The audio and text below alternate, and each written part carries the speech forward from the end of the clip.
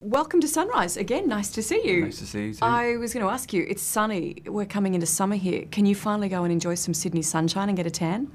I'd love to. Literally, I'm always so self-conscious in Australia about beaches and stuff because everybody works out so much. Everybody's in good shape in Australia. I'm like, legit, But you don't have to worry about staying fair. You can, you know, English guy on the beach. Go to Bondi. There's plenty of English people. That's quite okay. The English people there are just like lobsters, just sizzling. The Twilight franchise has just been so massive. How did it feel on the very final day for you? The very last day of filming. The last day of filming was kind of. It was so. This whole, because we were shooting both the movies at the same time. It was so long, and I think everyone was just kind of exhausted and sick of each other by the end of it. So it was kind of a little bit of an anticlimax. But then we started. We had a few weeks off, and then we shot just a few more things in the Caribbean, and that was amazing. When we were just kind of just on the beach. I mean, it was completely ridiculous. That was the last thing we ever shot for Twilight. We shot the entire series in freezing cold mud pits, and then the last 2 days are in St. Thomas in the Caribbean. And that was a really nice kind of send-off, doing night shoots. Did you have a night where you all sat around, I don't know, cracked a beer and went, wow, this is it, we've done it? Yeah, it was a perfect ending. We did a night shoot until the sun came up, and just kind of sat on the beach for a bit afterwards, and it was kind of great.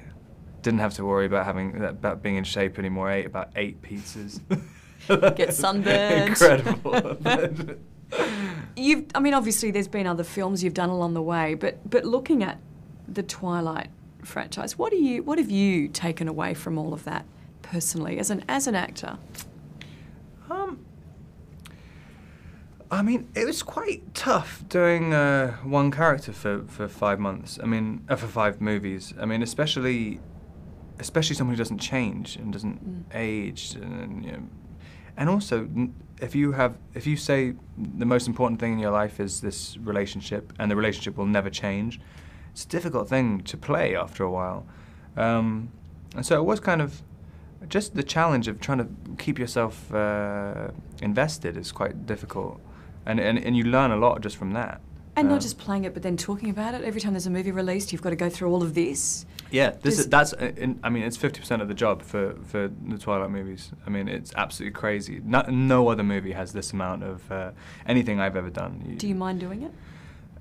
It's quite hard work, even though it doesn't seem like it is. Yeah. It's just kind of, but it definitely sharpens your mind up a little bit. Sometimes I feel like I'm talking absolute nonsense, but it doesn't really seem to make any difference. We should almost read from the same question sheet. Probably half of us do, and ask you the same question over and over, and you must go a bit bonkers then. I mean, literally, I have this problem. I always desperately try and answer questions differently, because I've seen other actors who can really say like pat answers every single time to the same questions. But I think I would actually just start speaking like gobbledygook if I was trying to repeat myself. It's the only way I can sort of not lose my mind. Can I ask you, looking forward, Aussie's pretty excited that you'll be here next year to shoot The Rover. Are you looking forward to doing that? Absolutely, yeah. I'm curious what it's going to be like, because it's a really hard job. And so I hope there's not going to be like tons of paparazzi and stuff. There probably will be. I'll probably end up killing somebody. Maybe not. Maybe not. Do you walk past newsstands and turn the other way?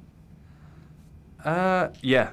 I try my best not to walk past newsstands. Yeah. But I went into a gas station the other day, and the guy who ran the magazine place was asking my friend, going like, "Is he just coming in here to take the piss?"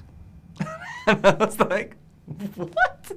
Yeah. But it's funny how it works the other way. You always think like, "Oh, I don't want to be noticed," and then that's someone else. Sometimes it's like, "Why are you by the newsstand?"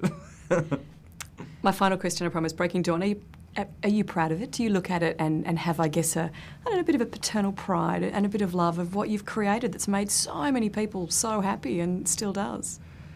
It's crazy. I mean, I'm still so kind of invested. My whole life is so tied up in it, but I can't really see what the actual creation was.